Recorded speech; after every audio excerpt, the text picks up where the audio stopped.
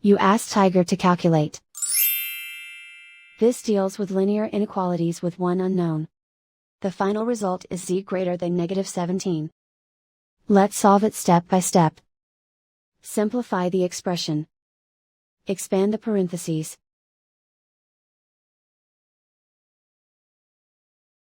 Simplify the arithmetic.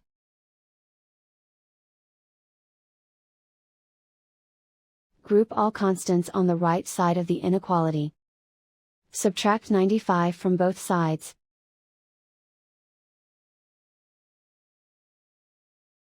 Simplify the arithmetic.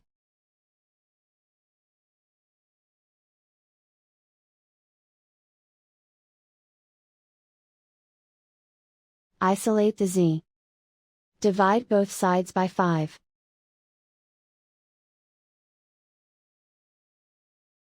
Simplify the fraction.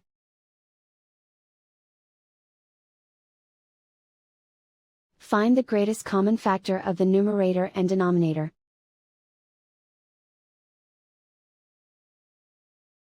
Factor out and cancel the greatest common factor.